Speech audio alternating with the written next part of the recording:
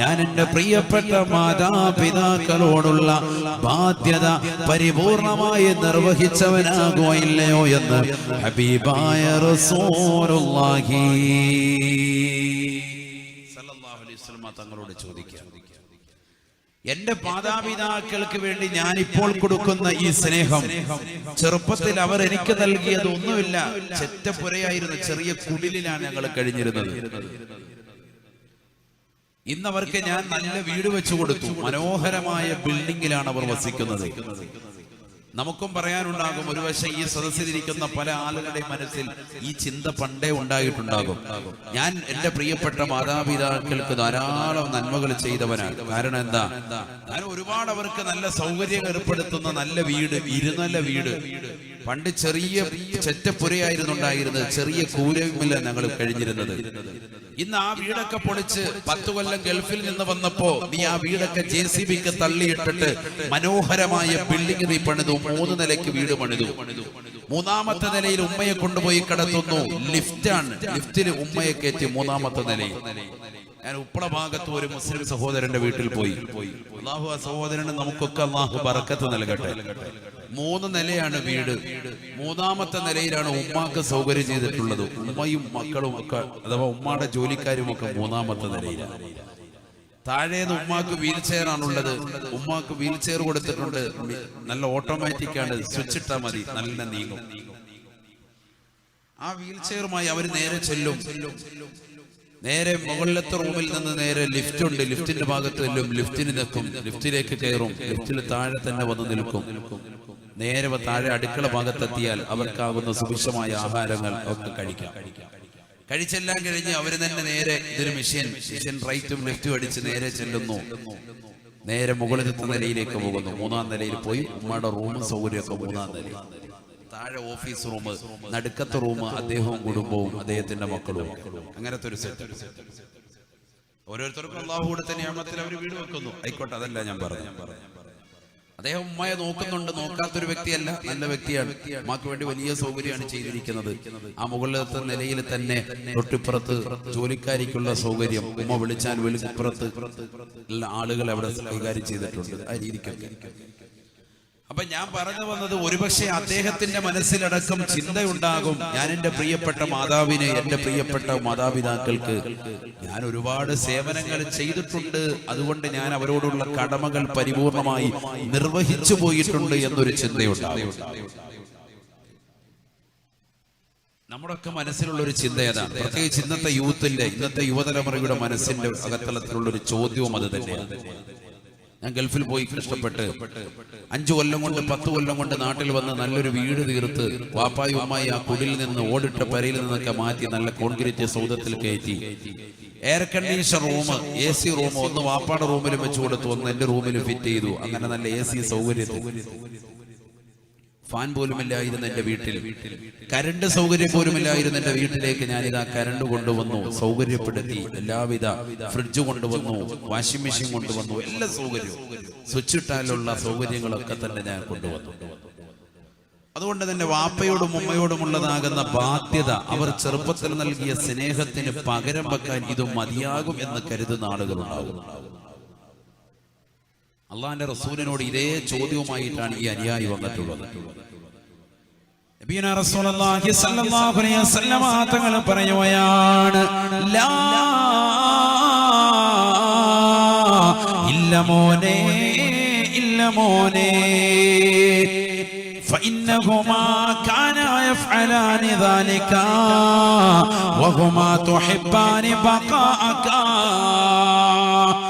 നിന്റെ മാതാപിതാക്കൾ നിനക്ക് വേണ്ടി ചെയ്ത സേവനങ്ങൾ എന്തിനെന്നറിയുമോ? ഈ ദുനിയാവിൽ നീ എന്നും ജീവിച്ചിരിക്കണമെന്നുള്ള ലക്ഷ്യത്തിലാണ് നിന്റെ മാതാപിതാക്കൾ നിനക്ക് ഭക്ഷണം നൽകിയത്, നിനക്ക് പാലൂട്ടി തേനൂട്ടി നിന്നെ വളർത്തിയത്. പക്ഷെ മക്കളാകുന്ന നിങ്ങളോ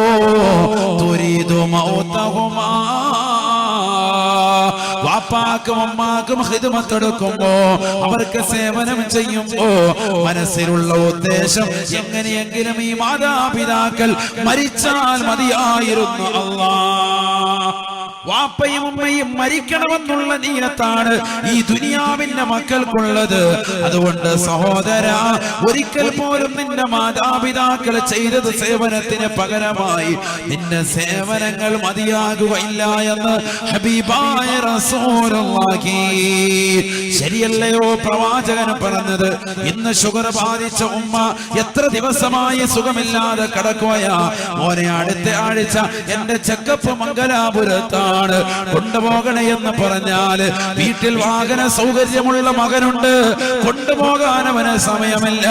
അവന് പറയുന്നു, ഉമ്മ എനിക്ക് രാവിലെ ജോലിക്ക് പോകണം, ഉമ്മ മാണിക്കോത്തുനിന്ന് ബസ് കയറിക്കോ, മംഗലാപുരത്ത് പോയി ഇറങ്ങിക്കോ, എനിക്ക് സമയമില്ല എന്ന് പറഞ്ഞുകൊണ്ട് മാതാപിതാക്കളെ പുറം കാലുകൊണ്ട് തള്ളുന്ന യുവത്വമേ, അല്ലാഹുവിന്റെ റസൂല് 1400 വർഷം മുമ്പ് പറയുകയാണ്, മക്കളെ നിങ്ങൾ ചെയ്യുന്ന സേവനങ്ങളെല്ലാം തന്നെ മാതാപിതാക്കൾ നൽകിയ സ്നേഹത്തിന് പകരം വെക്കാൻ സാധിക്കുകയില്ല എന്ന് ഹബീബായ റസൂലുള്ളാഹി. പകരം വെക്കാൻ പറ്റൂല, അവിടെയാണ് വിഷയം. കൂലി കിട്ടും, അത് കിട്ടും, നിന്റെ നിയ്യത്തിനനുസൃതമായി കൂലി കിട്ടും. നിയത്ത് നല്ലതെങ്കിലെന്തും ചെയ്യടോ, തൗഫീഖ് പിന്നിൽ നിന്ന് തള്ളി തരുമടോ. എന്താണ് നിന്റെ നിയത്ത്? ആ നിയത്തിനനുസരിച്ച് അള്ളാഹു നിനക്ക് പ്രതിഫലം നൽകും. അള്ളാഹു തൗഫീഖ് തരട്ടെ. പക്ഷെ പകരം വെക്കാൻ വാപ്പ ചെയ്തത്, ഉമ്മ ചെയ്തത്, അവർ എനിക്ക് ചെറുപ്പത്തിൽ നൽകിയ സ്നേഹത്തിന് പകരം അതൊരിക്കലും ഇല്ല. അവരോടുള്ള ബാധ്യത പരിപൂർണമായി നിർവഹിച്ചവനായി നിന്നെ ഗണിക്കൂല. എത്ര ചെയ്താലും അങ്ങനെയാണ്. കാരണം വാപ്പാടെ ഉമ്മാടെ സ്ഥാനം അതാണ്, ചെറുതല്ല, വലിയ സ്ഥാനം, വലിയ സ്ഥാനമാണ്.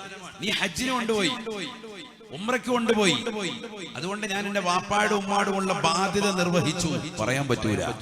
അങ്ങനെ പറഞ്ഞ് നീ നടക്കും വേണ്ട. ചില ആളുകൾ അങ്ങനെയുണ്ട്, ഞാൻ വാപ്പായ ഉമ്മയ്ക്ക് വിട്ടു, വാപ്പായ ഹജ്ജിന് വിട്ടു, ഇങ്ങനെ പറഞ്ഞു നടക്കുക നാട്ടുകാരോടും മുല്യാരോടും കാന്തിയാരോടും. എന്ത് കാര്യം? അവരെ കൊണ്ട് ദ്വാരപ്പിക്കാണ്. സാധേ അള്ളാഹുവിന്റെ തൗഫീഖിനാൽ ഉമ്മയ്ക്ക് വിടാൻ തൗഫീഖ് കിട്ടി. സാധ പ്രത്യേകം ദ്വാരക്കണം. അവരുടെ യാത്രയിൽ ബറക്കത്തുണ്ടാകാൻ വേണ്ടി ഉസ്താദ് പ്രത്യേകം ദ്വാരക്കണം, ഒക്കെ കബൂലാകാൻ വേണ്ടി ദ്വാരക്കണം എന്ന് പറയാതെ വന്നിട്ട് പറയുന്ന വാക്കെന്താ? ഞാനാ വിട്ടത് ഹജ്ജിന്, ഞാനാ ഉംറയ്ക്ക് വിട്ടത് എന്ന് ഗർവ് പറയാൻ മാത്രം നീ വളർന്നിട്ടില്ല. അങ്ങനെ എടുത്തു പറയുന്നവൻ, ഒരു സദഖ കൊടുത്തിട്ടത് എടുത്തു പറയുന്നവൻ, ഒരു നന്മ ചെയ്തിട്ട് എടുത്തു പറയുന്നവൻ നാളെ വലിയ ശിക്ഷ വാങ്ങുമെന്ന് സയ്യിദുനാ റസൂലുള്ളാഹി. 3 കൂട്ടർക്ക് ഭയങ്കര ശിക്ഷയാണ്. ഹദീസില്ലേ? قال رسول الله صلى الله عليه وسلم, حبيب رسول الله صلى الله عليه وسلم തങ്ങളോട് ثلاث لا يكلمهم الله يوم القيامة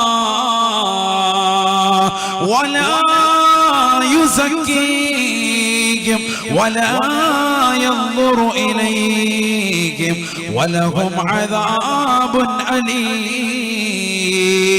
നബിയുനാ റസൂലുള്ളാഹി സ്വല്ലല്ലാഹു അലൈഹി വസല്ലമ തങ്ങൾ തന്റെ പ്രിയപ്പെട്ട അനുയായികളോട് പറയുകയാണ്, അബൂ ദറുൽ ഗിഫാരി റളിയല്ലാഹു തആല അൻഹു പറയുകയാ, അല്ലാഹുവിന്റെ റസൂൽ ഞങ്ങളോട് പറയുകയാണ്, സ്വഹാബാ 3 കൂട്ടർ അല്ലാഹുവിന്റെ കാരുണ്യത്തിന്റെ തിരുനോട്ടം അവർക്കുണ്ടാവുകയില്ലത്രേ. വലാ യുസക്കീഹിം വലാ യുകല്ലിമുഹും അല്ലാഹു അവരോട് കരുണയുടെ നോട്ടം നോക്കുകയില്ലെന്ന് മാത്രമല്ല, നാളെ പടച്ചറപ്പിന്റെ ദർബാറിൽ കത്തിച്ചൊരിക്കുന്ന സൂര്യനെ തലയ്ക്ക് മീതെ നിർത്തുമ്പോ കത്തിയാളുന്ന നരകത്തെ മുന്നിൽ നിർത്തിക്കൊണ്ട് അല്ലാഹുവിന്റെ കോടതിയിൽ സർവരും വിറങ്ങലിക്കുന്ന സമയത്ത് അല്ലാഹുവിന്റെ തിരുനോട്ടം വിഭാഗമായി മാറുമത്രേ.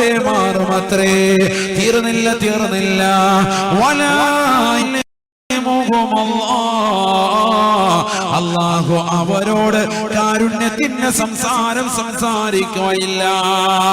വലഹും അദാബുൻ അലീം, അവർക്ക് വേദനാജനകമായ ശിക്ഷയുണ്ട് എന്ന് ഹബീബായ റസൂലുള്ളാഹി. അബൂ ദർഉൽ ഗിഫാരി റളിയല്ലാഹു തആല അൻഹു അല്ലാഹുവിന്റെ റസൂൽ ഇത് പറഞ്ഞു തീർന്നപ്പോ അല്ലാഹുവിന്റെ റസൂലിന്റെ മുന്നിൽ വെച്ചുകൊണ്ട് പറയുകയാ, ഖാബൂ ഖസിറൂ യാ റസൂലല്ലാഹ്, നബിയേ നബിയേ, അവർ പരാജയപ്പെട്ടല്ലോ നബിയേ, അവർ പരാജയപ്പെട്ടല്ലോ നബിയേ. ആ മൂന്ന് കൂട്ടർ ആരാണ് റസൂലേ?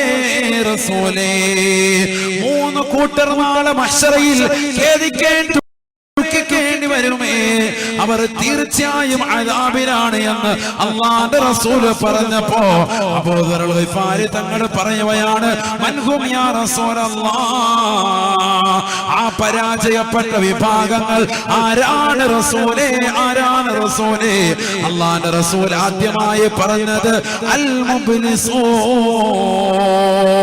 നെരിയാണിക്ക് താഴെ വസ്ത്രം ധരിക്കുന്നവരുണ്ടോ? നെരിയാണിക്ക് താഴെ വസ്ത്രം ധരിച്ചുകൊണ്ട് നടക്കുന്നവരുണ്ടോ?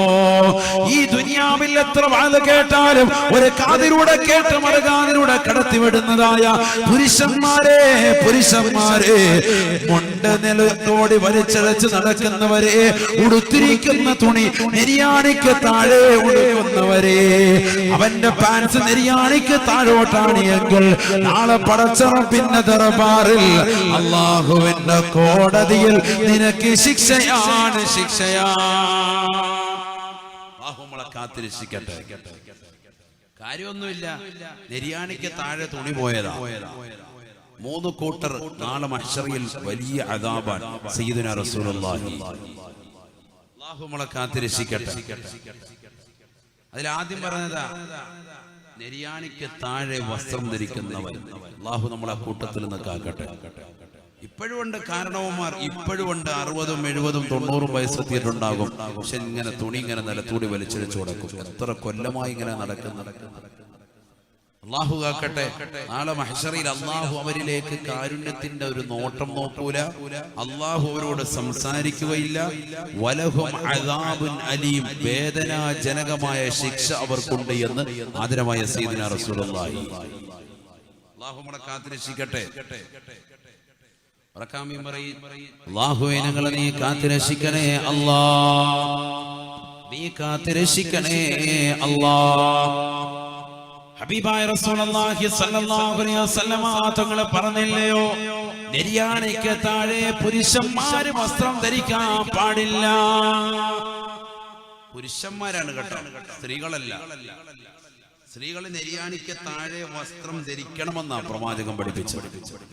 ഞാനത് കഴിഞ്ഞ കൊല്ലം ഇവിടെ പ്രസംഗിച്ചിട്ടുള്ളതാണ്. വസ്ത്രവിധാനം ഞാൻ പറഞ്ഞിട്ടുള്ളത്.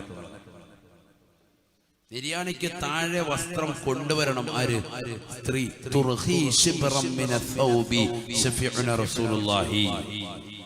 സ്ത്രീ അവരുടെ നെരിയാണിക്ക് താഴോട്ട് വസ്ത്രം കൊണ്ടുവരണേ സയ്യിദുനാ റസൂലുള്ളാഹി.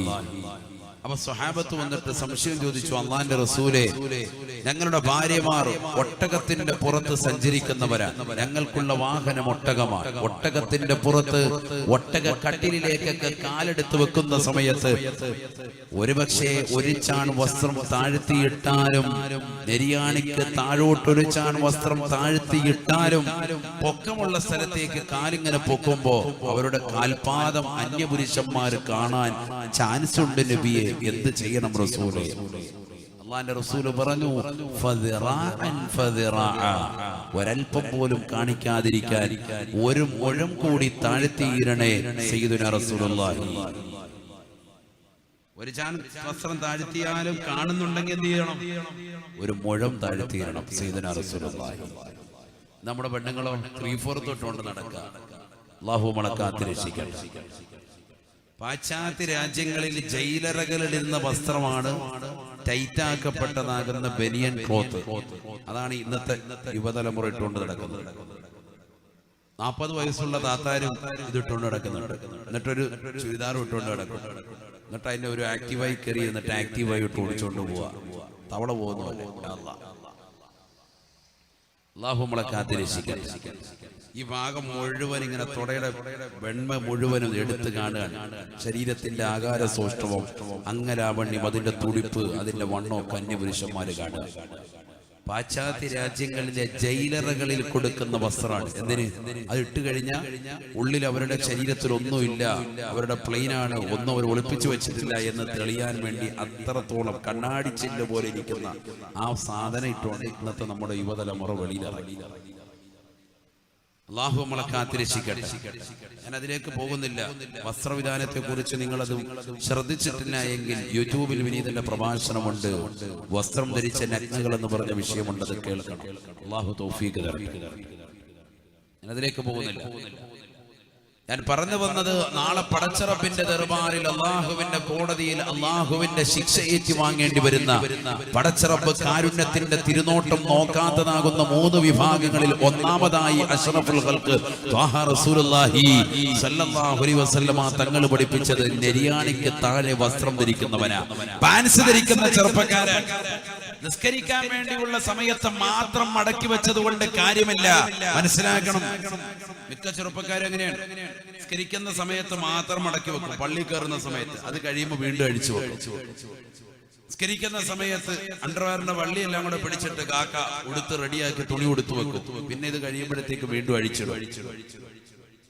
ഇന്നല്ലാഹ ലാ യഖ്ബലു സ്വലാത്ത റജുലിൻ മുസ്ബിലിൻ ഇസാറ ശഫീഉന റസൂലുള്ളാഹി. നെരിയാണിക്ക് താഴെ വസ്ത്രം ധരിക്കുന്ന ആളുടെ നമസ്കാരം അള്ളാഹു സ്വീകരിക്കുകയില്ല.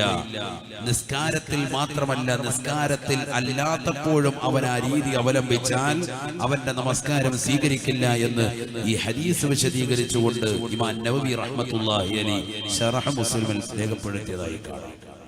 അള്ളാഹു നമ്മളെ കാത്തിരക്ഷിക്കട്ടെ. അഥവാ നിസ്കരിക്കുന്ന സമയത്ത് ഒരു വ്യക്തി ഉയർത്തു വെച്ചു, നിസ്കാരം കഴിഞ്ഞപ്പോൾ അഴിച്ചിട്ടു എങ്കിൽ അവന്റെ നമസ്കാരം സ്വീകരിക്കൂല. എപ്പോഴും നെരിയാണിക്ക് മുകളിലായിരിക്കണം അവന്റെ വസ്ത്രവിധാനം, പുരുഷന്റെ. അല്ലാഹു തൗഫീഖ് തരട്ടെ.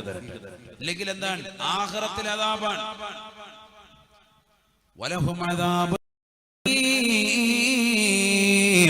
വേദനാജനകമായ ശിക്ഷ അവനുണ്ട് എന്ന് ഹബീബുനാ റസൂലുള്ളാഹി. രണ്ടാമതായി അല്ലാഹുവിന്റെ റസൂൽ പറഞ്ഞത്, നാളെ പടച്ചറപ്പിന്റെ ദർബാറിൽ കത്തിജ്വലിക്കുന്ന സൂര്യനെ തലയ്ക്ക് മീതെ നിർത്തിക്കൊണ്ട് അല്ലാഹു വിചാരണ ചെയ്യുന്ന ഘട്ടത്തിൽ പ്രയാസം അനുഭവിക്കുന്ന രണ്ടാമത്തെ വിഭാഗം ഏതെന്നറിയുമോ? അൽ മന്നാൻ. ഈ ദുനിയാവിൽ സ്വതക്ക ചെയ്തിട്ട് എടുത്തു പറയുന്നവനാണ്, പാവങ്ങളുടെ കണ്ണീരൊപ്പിയിട്ട് എടുത്തു പറയുന്നവനാണ്, കടം കൊടുക്കുന്ന കടം വീട്ടാൻ വേണ്ടി പ്രയാസപ്പെടുന്നവന്റെ കടം തീർത്തു കൊടുത്തിട്ട് ഞാനാണ് അവന് കടം തീർത്തു കൊടുത്തത് എന്ന് 10 പേരോട് വിളിച്ചു പറയുന്നവനാണ്. ഞാൻ ചെയ്ത സദഖകൾ എടുത്തു പറയണേ എന്ന് പറഞ്ഞുകൊണ്ട് ഖാദി ആരോട് നിർബന്ധം ചൊലുത്തുന്നവനാണ്. അഥവാ ജനങ്ങളെ കാണിക്കാൻ വേണ്ടി സദഖ കൊടുക്കുന്നവനെ അൽ മന്നാൻ. സദഖ കൊടുത്തിട്ട് അത് എടുത്തു പറയുന്നവൻ നാളെ അല്ലാഹുവിന്റെ കോടതിയിൽ ശിക്ഷ വാങ്ങുമേ എന്ന് ഹബീബുനാ ശഫീഉനാ റസൂലുള്ളാഹി.